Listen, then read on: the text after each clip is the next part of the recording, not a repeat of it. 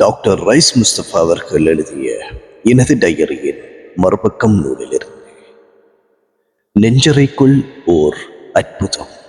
நீங்கள் கேட்டுக்கொண்டிருப்பது joiners together வழங்கிக் கொண்டிருக்கும் டாக்டர் ரைஸ் முஸ்தபா அவர்கள் எழுதிய எனது டயரியின் மறுபக்கம் நூலிலிருந்து. எமது பதிவுகளை உடனுக்குடன் உங்கள் வாட்ஸ்அப்பில் பெற்றுக்கொள்ள 0713696851 என்ற இலக்கத்திற்கு புக் BOOK என டைப் செய்து அனுப்பி வைக்கவும். ரேடியேட்டர் போன்ற அமைப்புள்ள ஒரு பகுதி பொருத்தப்பட்டிருந்தது. நுரையீரலுக்கு பதிலாக பொருத்தப்படும் செயற்கை நுரையீரல் தான் ஆர்டிபிஷியல் லங். அந்த நுரையீரல் ஒன்றின் பெறுமதி 20,000 ரூபாய் என்று சொன்னார்கள். அவ்வளவு பெறுமதியான அந்த நுரையீரலை 2 மணித்தியாலங்களுக்கு மேல் பயன்படுத்த முடியாதாம். மீண்டும் புதிய ஒன்று மாற்றிக்கொள்ள வேண்டுமாம். இவ்வாறு ஒரு நாளைக்கு எமது நுரையீரல் செய்யும் வேலையை ஒரு இயந்திரம் செய்வதற்கு 2,40,000 ரூபாய்கள் தேவைப்படும் என்பதை உணர்ந்து கொண்ட போது அல்லாஹ்வின் அற்புதமான படைப்பிற்கு முன்னால் எவ்வாறு நாம் நன்றி கட்டவர்களாக வாழ்கிறோம் என்பது தெளிவாக தெரிந்தது. இப்படி பல ஏற்பாடுகளுக்கு மத்தியில் அந்த நோயாளி கொண்டு வரப்படுகிறார். மருத்துவ மாணவர்களோடு சேர்ந்து 10 பேர் கொண்ட வைத்தியர் குழு சத்திர சிகிச்சையை ஆரம்பித்தது. 3 பேர் கொண்ட குழு அந்த நோயாளியை மயக்கி ஆக்சிஜன் கொடுத்து கொண்டிருக்கிறார். இன்னும் 3 பேர் வலது காலிலிருந்து பைபாஸ் செய்வதற்கான நாடியை உரித்தெடுத்து கொண்டிருக்கின்றனர்.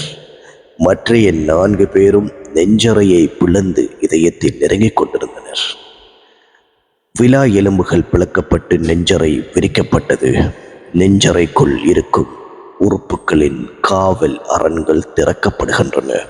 உள்ளே இதயத்திற்கென்று தனியாக இன்னுமோர் உரை, அந்த உரையும் திறக்கப்படுகிறது. நீங்கள் கேட்டுக்கொண்டிருப்பது ஜாயினர்ஸ் டுகெதர் வழங்கிக் கொண்டிருக்கும் டாக்டர் ரைஸ் முஸ்தபா அவர்கள் எழுதிய எனது டயரியின் மறுபக்கம் நூலிலிருந்து. எமது பதிவுகளை உடனுக்குடன் உங்கள் வாட்ஸ்அப்பில் பெற்றுக்கொள்ள 0713696851 என்ற இலக்கத்திற்கு புக் BOOK என டைப் செய்து அனுப்பி வைக்கவும்.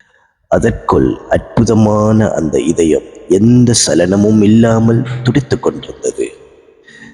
எனது கண்களையே என்னால் நம்ப முடியவில்லை. அவ்வளவு அற்புதம் அந்த படைப்பு. உலகில் இருக்கும் ஒவ்வொரு நாத்திகனையும் காதை பிடித்து ஆபரேஷன் தியேட்டருக்குள் இழுத்து வந்து இந்த அற்புதத்தை நேரடியாக காட்ட வேண்டும் என்ற ஓர் உணர்வு எனக்கு பீறிட்டு வந்தது. துடித்து கொண்டிருக்கும் இதயத்தில் ஆபரேஷன் செய்ய முடியாது. இதயத்தின் செயற்பாடுகள் நிறுத்தப்பட வேண்டும். இதற்காக ஓர் ஊசி மருந்து இதய தசைக்குள் ஏற்றப்பட்டது. உடனடியாக இதயம் செய்யும் வேலை ஹார்ட் லங் மெஷின் என்ற அந்த உபகரணத்துக்கு மாற்றப்பட்டது. இதயம் இளைப்பாறிக் கொண்டிருந்தது. இதயத்தின் நாடியில் கொலஸ்ட்ரால் படிவுகளால் ஏற்பட்ட இரத்த ஓட்ட தடை அடையாளமிடப்பட்டது. காலிலிருந்து உரித்தெடுத்த நாடியை இதயத்தின் தடைப்பட்ட நாடியின் இருபுறத்திலும் இணைத்து இரத்த ஓட்ட தடை பைபாஸ் செய்யப்பட்டது. ஆம், நோயுற்றிருந்த இரத்த ஓட்டம் தடைப்பட்டிருந்த அந்த இதயத்தில் சத்திர சிகிச்சை 6 மணி நேரத்தில் முடிவுக்கு வந்தது. முடிவில் மீண்டும் இதயத்திற்கு ஒரு ஊசி மருந்து. சற்று இளைப்பாறிய அந்த இதயம் மீண்டும் கம்பீரமாக துடிக்க ஆரம்பித்தது. ஹார்ட் லங் மெஷினில் இருந்து இரத்த ஓட்டம் மீண்டும் இதயத்தினுள் கொண்டு வரப்பட்டது.